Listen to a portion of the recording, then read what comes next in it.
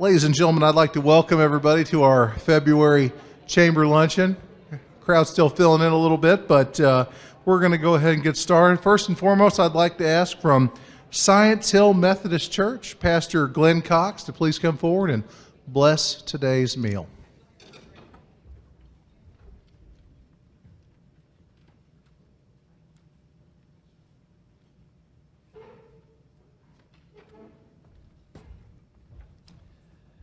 I am Glenn Cox from Science Hill United Methodist Church, and I would be remiss if I didn't at least say something about our church while I've got your attention. We are out in Science Hill. We are a Jesus-loving, Holy Spirit-filled, by-the-book church. And if you're looking for a church like that, come on out. Let us pray. Heavenly Father, we thank you for this day, and we thank you for this gathering. Bless our meal. Bless our time together. We give you all praise, honor, and glory. In Jesus' name, amen.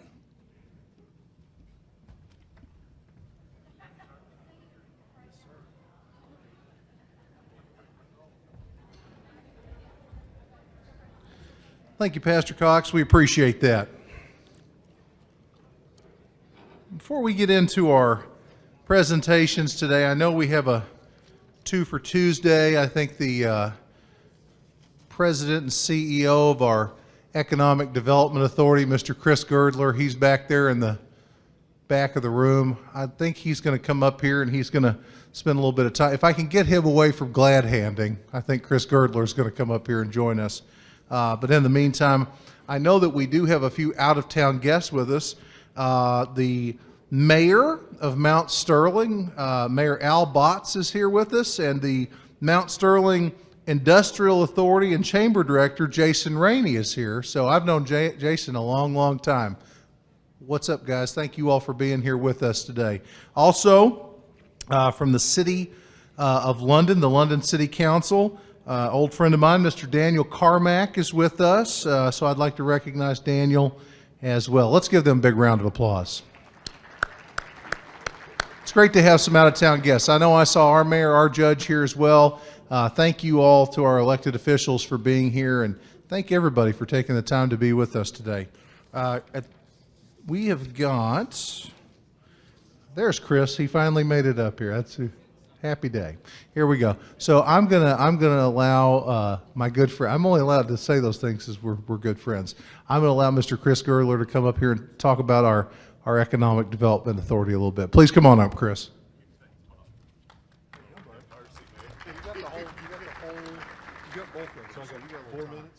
Okay. Good afternoon, everybody. I know Bobby's a little nervous up here. He gives me 2 minutes. He's afraid I'm going to turn it into 22 minutes. But with that being said, thanks to each and every one of you all for coming out today to support the Chamber and our community. Dawn, really looking forward to hearing your remarks today. I can't tell you how excited Somerset-Pulaski County is to have that National Park Service dot on the map. We appreciate the work that you and your team are doing here, and welcome to Somerset-Pulaski County. We're very happy to have you. Bobby, Tiffany, and team, you all are doing an incredible job with the Chamber of Commerce. Folks, I know I'm biased. No offense to my good friend Jason Rainey and the mayor back there from Mount Sterling that are visiting with us here today, but we have the best Chamber of Commerce in Kentucky, and per capita the largest Chamber of Commerce in Kentucky, and just so proud of what they represent. A strong chamber is a reflection of a strong community and vice versa. But just, I'll be very brief on this note. Hopefully some of you all have seen Jessica Carlton with SPEDA and the Veterans Memorial Park booth in the back corner as you're walking towards the food. SPEDA is very excited today to be here to officially kick off our fundraising campaign for the new Veterans Park in downtown Somerset. Not too long ago, SPEDA became the first economic development authority in Kentucky to create its own 501c3 entity that we call the SPEDA Community Foundation. It's something we're very proud of. We believe that this entity being created will allow the community to come together and to support projects financially and otherwise. And the new Veterans Memorial Park is the first endeavor for SPEDA Community Foundation. We're honored to be a very small part of putting this project together.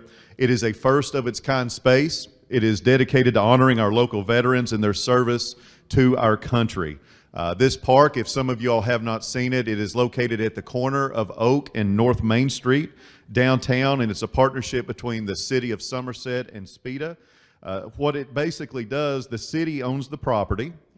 Mayor Keck and Somerset City Council have created a blank slate for SPIDA to come in and oversee the construction of this particular Veterans Park. Then the city of Somerset will take over that and operate and maintain it going forward. Once the work is completed, we will hold a public dedication and ceremony that we hope all of you all will be able to attend. I also want to say a special, big special thanks to First and Farmers National Bank for their phenomenal support and their dedication to honoring our military men and women. If any of you all missed that, First and Farmers really stepped forward and became the primary sponsor of this park. Without them, this project would not be possible, and we're very honored by their commitment and their sponsorship. And we'd be honored if any of you all would have any interest in stepping up and helping to support this project. We have several ways in which a person or business can donate money, as well as honor your family, friends, or others here in the community for their service. As I mentioned, our booth is back here by the food line.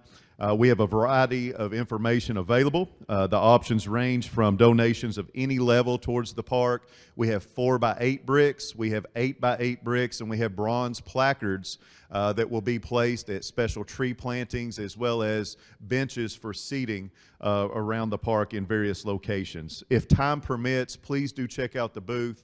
Let myself or Jessica know if you have any questions whatsoever. Please visit our website, SomersetKYLeads.com. That's SomersetKentuckyLeads.com, and please just check out those options. But I have to make mention, not only is this the first of its kind in this community, it's the first of its kind in the Lake Cumberland region. It's honoring our veterans and our service members who, without them, we would not be enjoying the umbrella of freedom in which we sit here today. So let's never take that for granted. This project also is a wonderful downtown beautification project, and in addition to that, it's also helping with stormwater mitigation. So that particular area of downtown that once had been prone to some flooding, we're going to help increase the stormwater retention on that. But thank you all again, Bobby. Thank you for the opportunity. Godspeed, everyone, and we greatly appreciate the support and the community collaboration.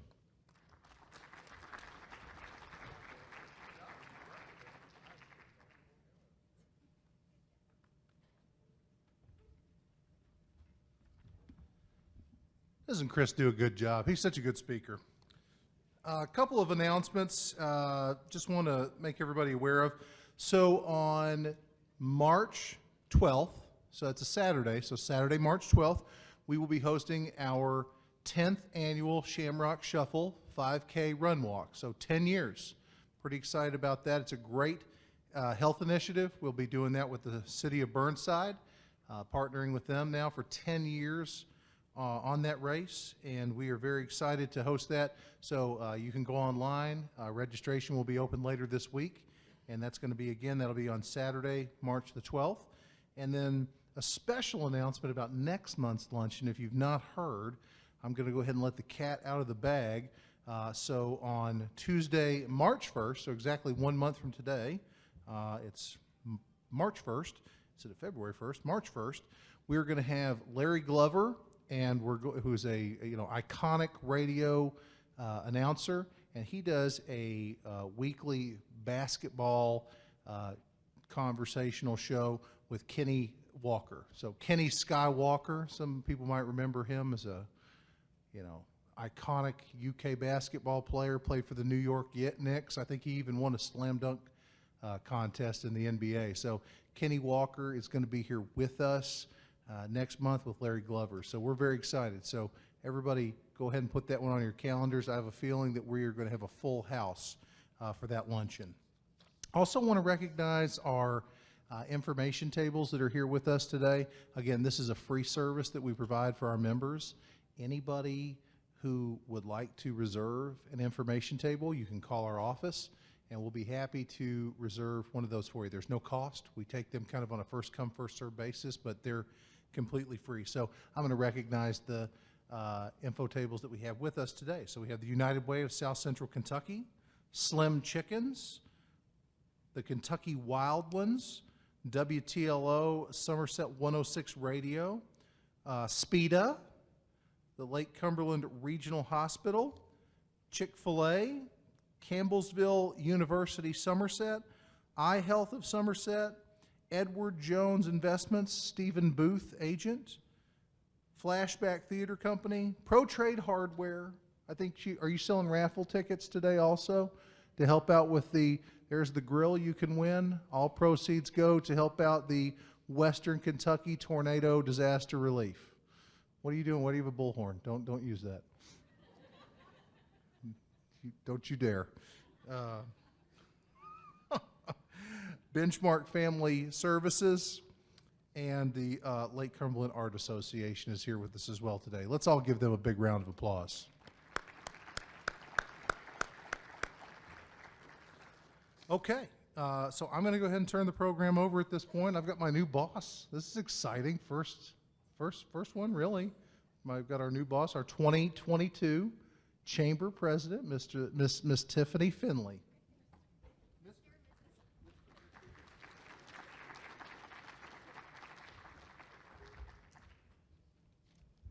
At least he got my name right this time. So we'll go ahead and call the meeting to order. We want to welcome all our guests, our public officials and their representatives, and our members. We're very fortunate to have so many wonderful sponsors. If you take the time to look up here on the wall and actually on your table as well and look at all of our world-class Chairman Circle and Ambassador Circle sponsors, we'd appreciate that. We can't do what we do without them. So we actually have a new world-class sponsor this year, the Center for Rural Development. So let's give them a hand. And also thank you to the Center for always sponsoring our luncheons and hosting us. Also want to give thanks to Karen's Catering for the wonderful meal today, and Coca-Cola Bottling Company as well as being our beverage sponsor.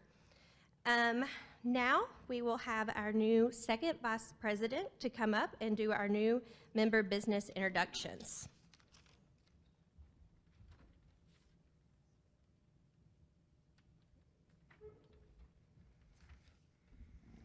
Okay, I'll be introducing the new members for January. Bent Wrench Auto Repair, J.L. Wilson and Mike Blevins.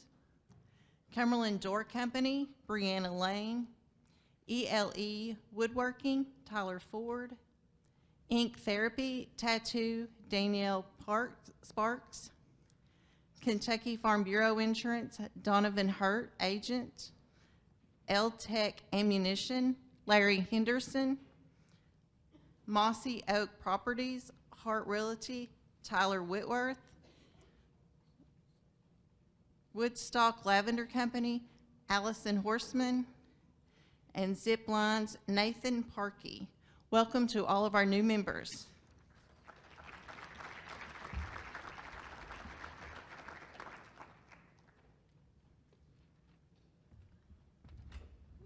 feel like the stage is shaky. Thank you so much, Lisa. Now we will recognize our chamber ambassadors. If you're a chamber ambassador, please stand now to be recognized. Let's give them a round of applause. Thank you for all you do.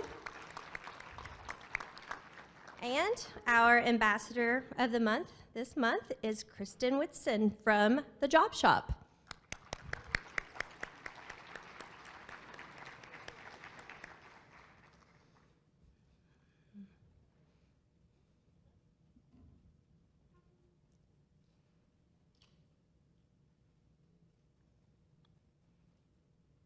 All right, congrats, Kristen. Okay, today's corporate sponsors are East Kentucky Power Cooperative and South Kentucky RECC. I know Ken Simmons is here, so thank you guys so much for being in attendance. And they have decided to defer their time to our guest speaker, so thank you for that. So let's give them a round of applause.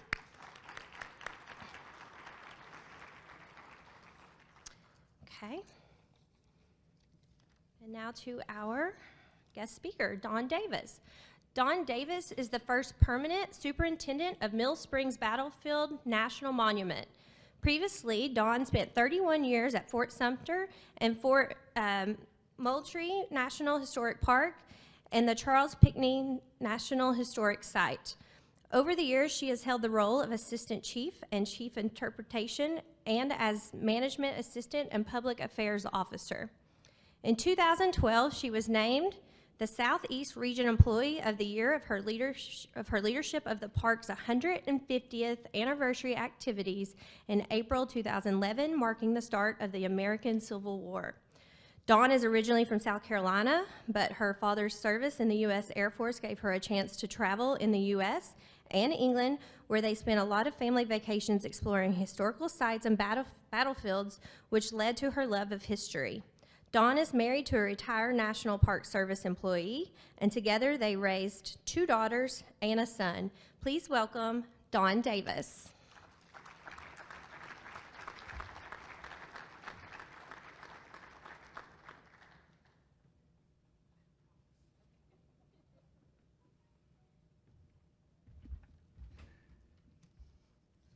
Okay, give me a minute. I have props with me. As you heard, I am an interpreter at heart. So, good afternoon, and thank you for the very warm welcome and the opportunity to talk with all of you today. The first thing I want to start off with, though, is the weather. You heard I'm from South Carolina. Lived there for 40 years. I must admit, I'm loving the weather out there today. I like looking at the snow, but not so much driving in it. Never had to do that before. But everyone does keep telling me this is an unusually cold and snowy winter. But I thought I wanted to start off by sharing a little bit more about my background with you. And as you picked up from from my introduction, I do have a love of history. But what you may not necessarily know is how did I come to be in this uniform and work for the National Park Service? Honestly, a lot of visitors too will ask us, well, how do you become a park ranger? For many in the Park Service, they start off with the idea that one day I want to be a park ranger. But for me, that's not the case. I actually stumbled upon the Park Service as a career. If you will, it was a happy accident that I found the National Park Service.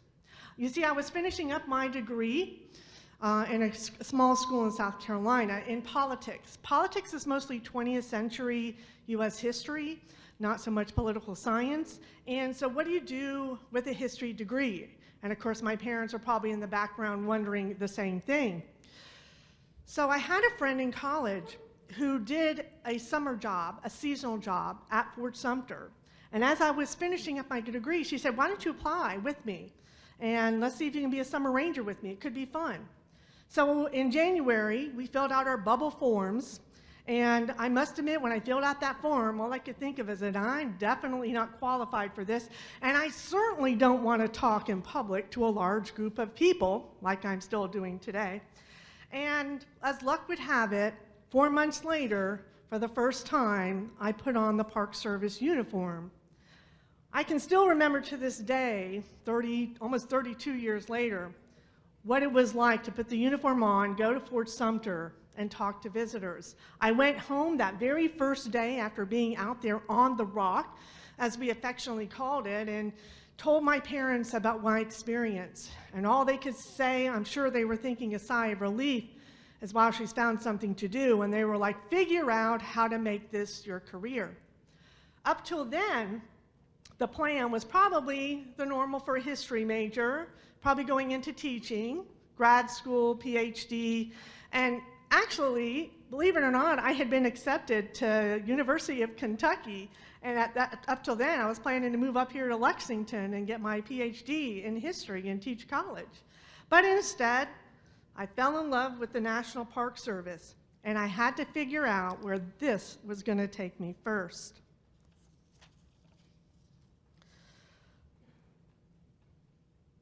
Almost 32 years later, I'm still wearing this uniform. I still have, and we had someone asking today, I still have the iconic flat hat. People covet, they want these hats, but unfortunately we don't sell them. But it's been a real honor and a privilege to work for this agency. Honestly, Working for the Park Service, 32 years seems like a blink of an eye, and I've enjoyed every minute. It's not a job, it's not even a career. It becomes part of who you are. The things I've had the opportunity to experience, things like watching a Confederate submarine come up from a watery grave in Charleston Harbor while the park superintendent parked cars.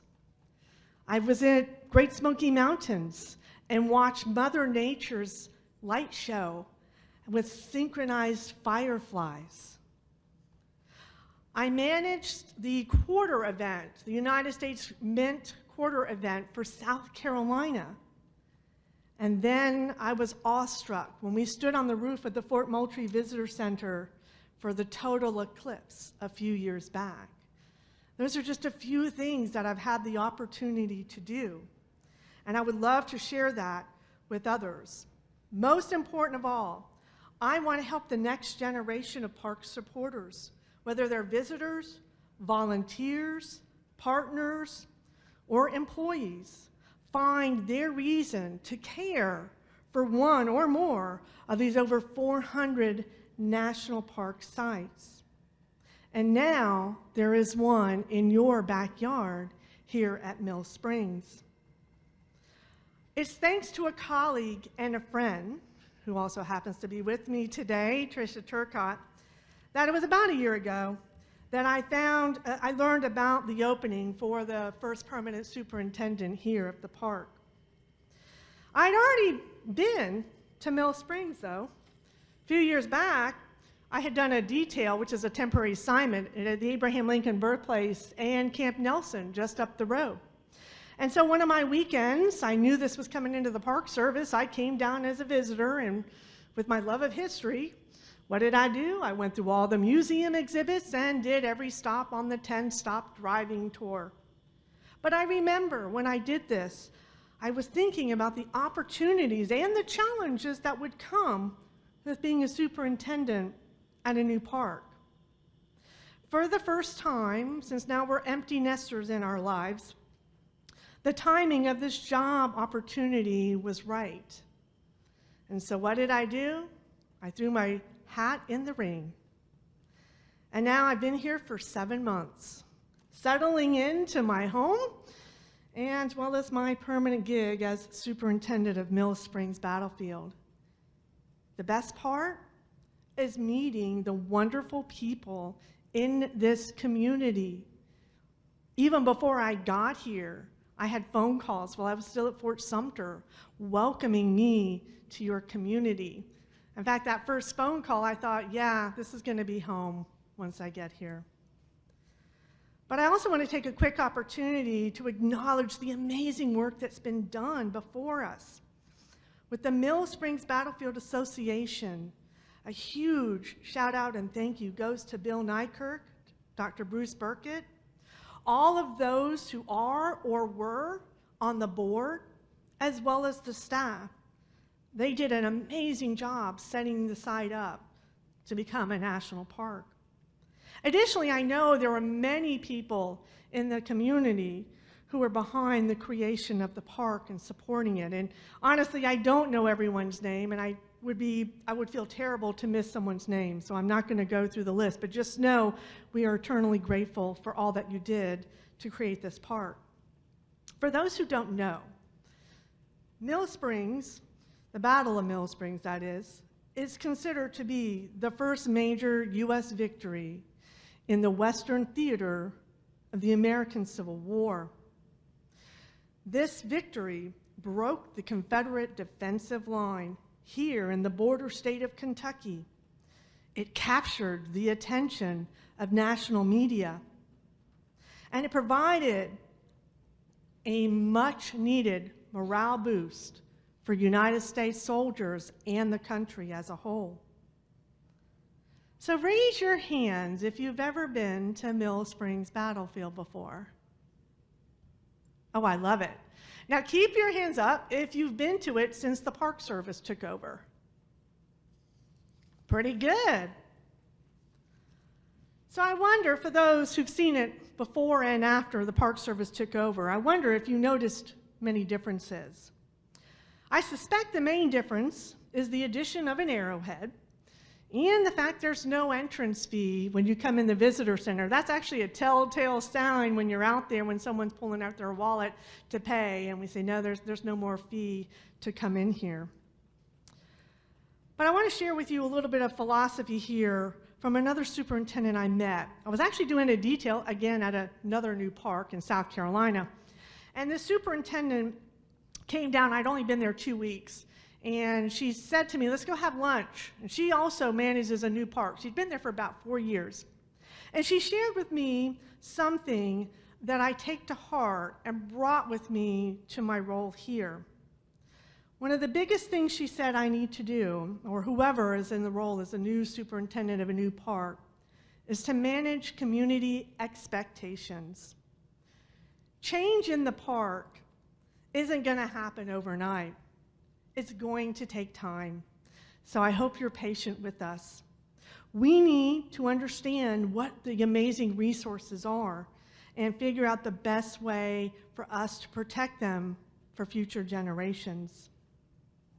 But I can share with you today where we're at and what we're looking to do, not in just the short term, but a little bit of the longer term vision.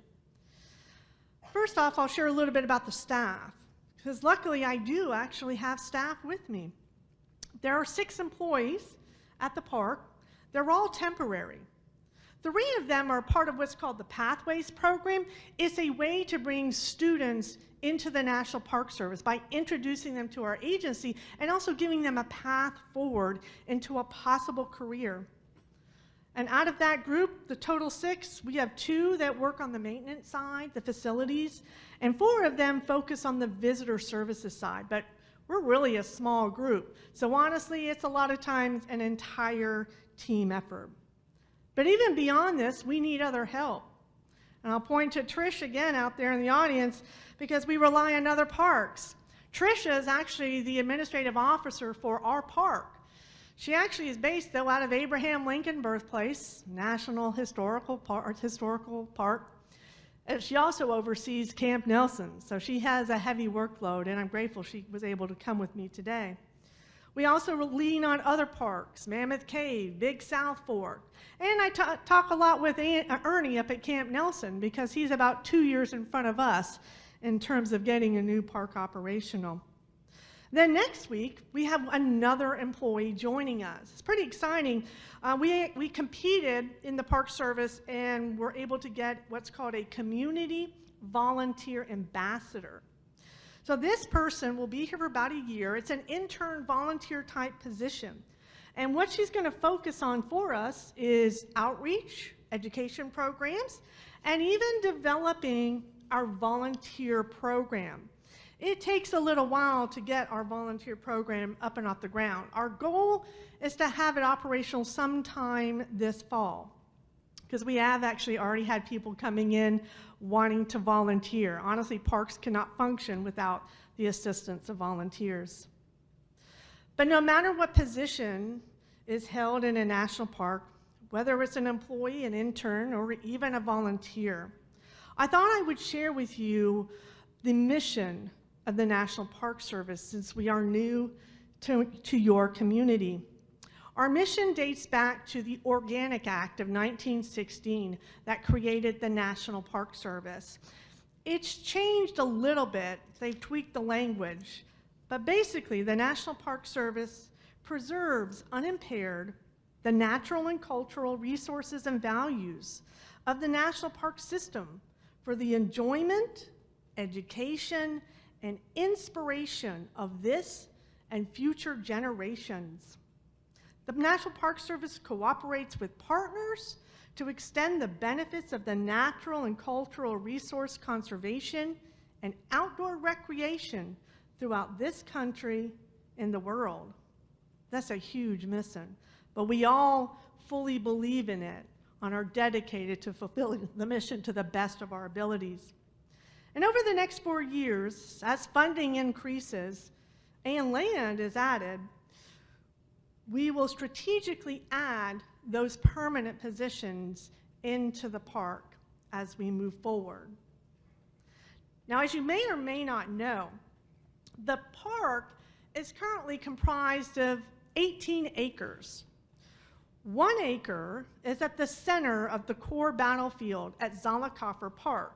And that acre was graciously donated by Pulaski County. That is the piece we own on the battlefield. And thanks to the Mill Springs Battlefield Association, we own 17 acres, including the Visitor Center off of Highway 80 in Nancy. Eventually, we will have between 20 and 30 additional tracts of land added to the park, about 900 or so acres in total.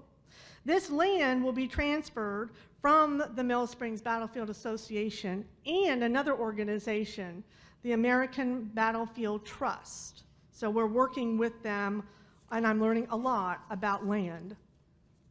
Some of the notable tracts that will be coming in include more of the core battlefield at Zollicoffer Park, Last Stand Hill, and the hospital site, all of which are in Pulaski County.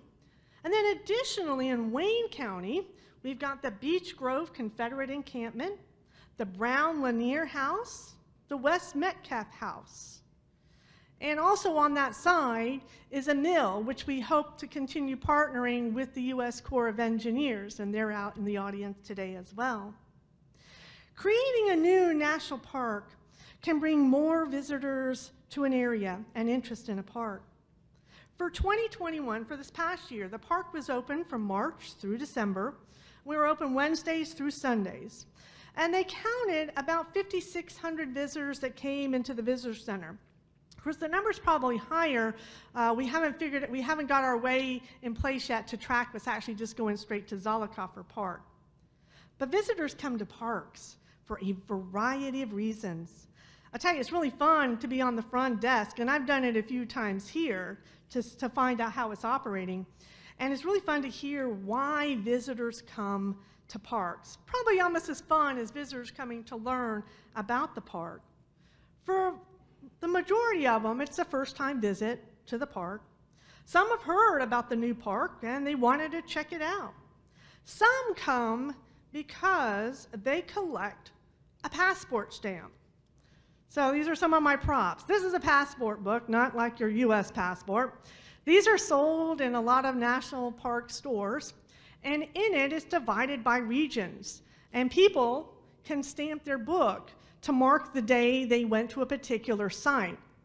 There are serious folks out there that have their book, and they're going to go to every single national park. So when a new one is added, they're making a beeline to the new park. So there is an expectation that we get the stamp very early on. Matter of fact, the stamp was already in the park before I arrived, so that was good news.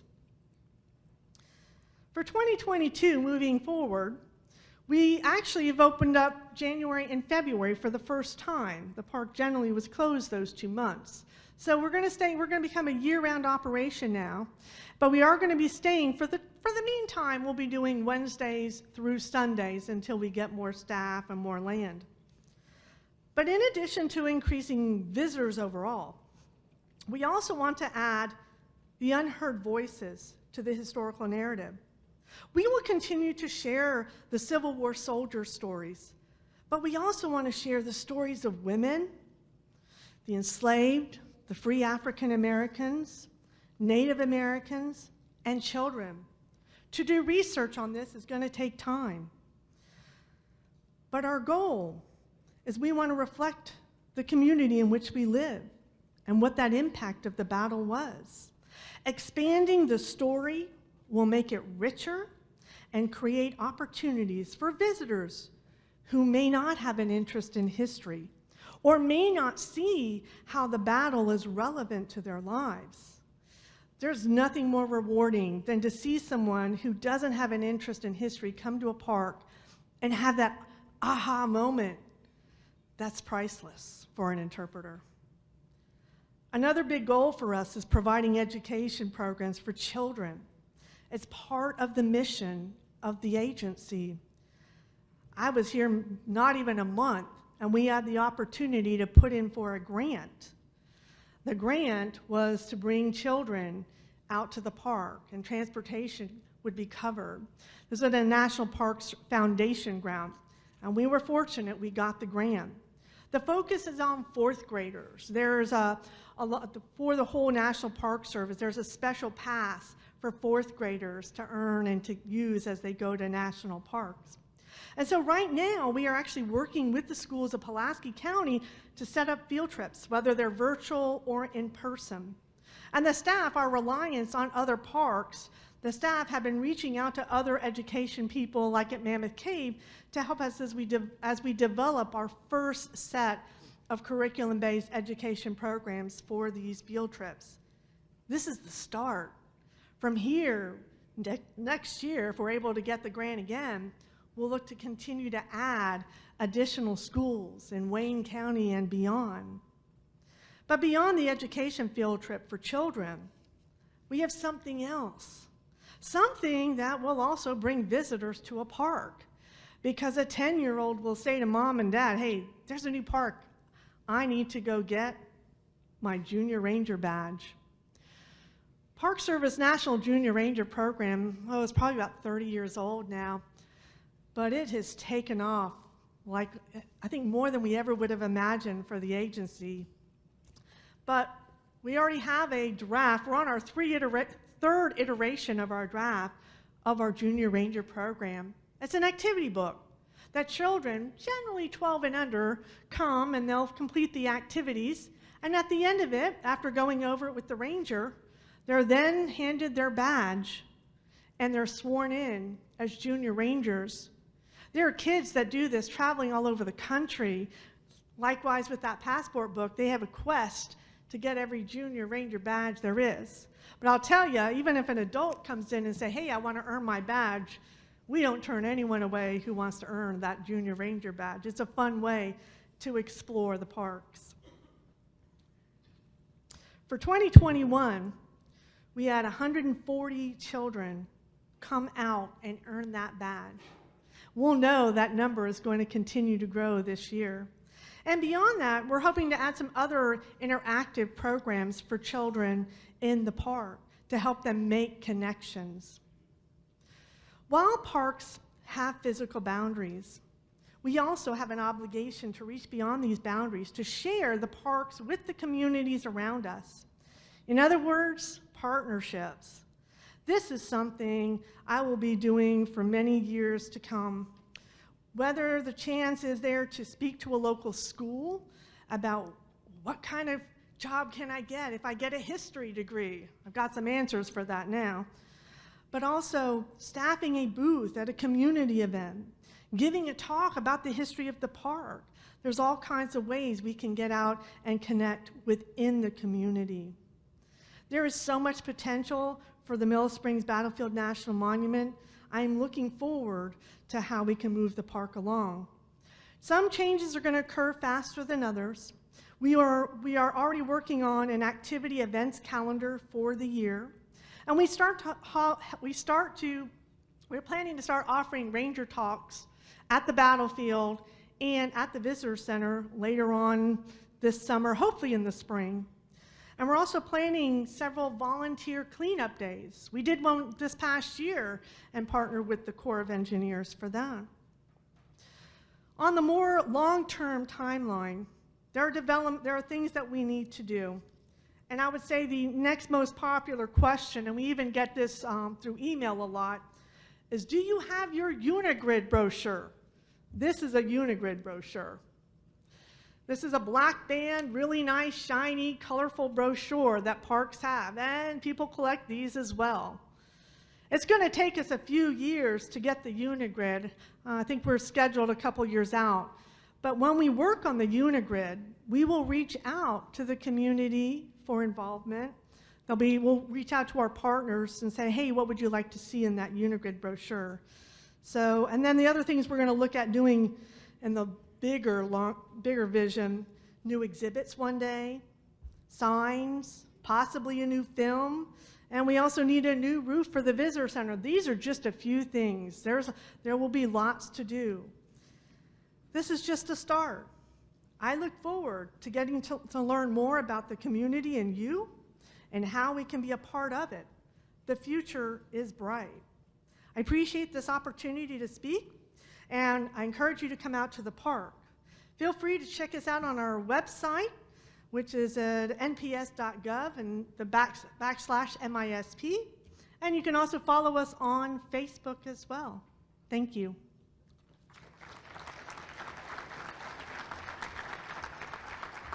I'm just throwing things all around. I'm going to stay up here for just a second. We have something for you. Oh. Thank you so much, Dawn. We realize how huge this national park is for our community, and we're so excited to have you in our community. And I hope you guys come and introduce yourself to Dawn and make her feel welcome and want to stay here with us for a long time. So we want to make her a friend of the chamber today. So there you go.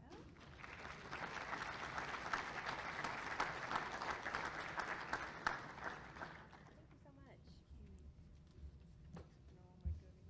Nope, you're good. Don't forget your hat. Grab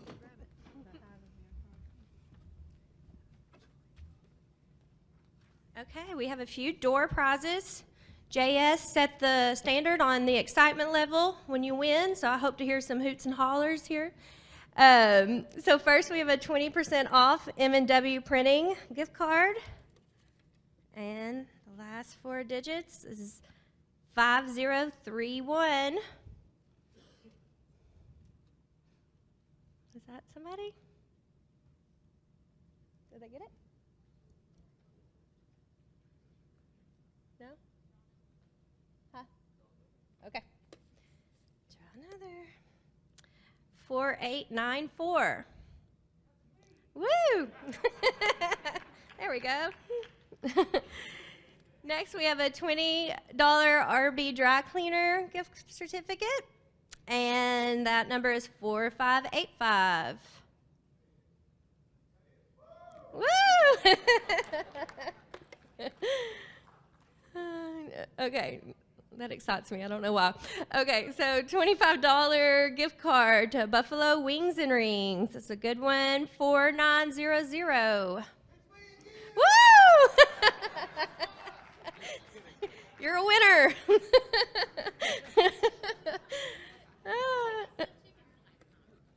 Yep. Okay. Hardee's gift card, $20. That is 4880. Oh, you can do better than that, Rosemary. And now we have a Chick-Fil-A gift basket valued at $75.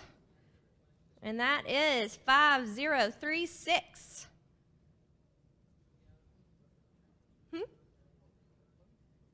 No?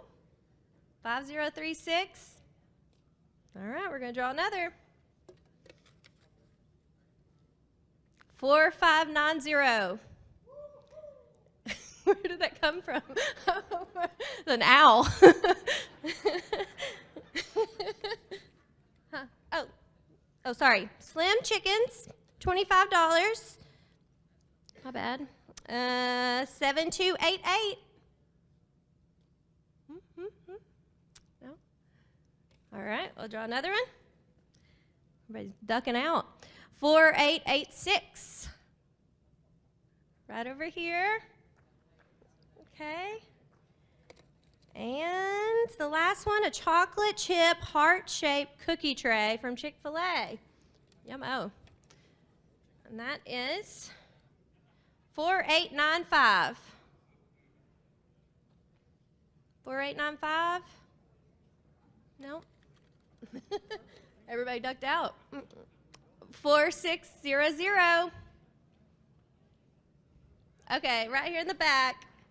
Thank you all, and don't forget, our next luncheon is March 1st.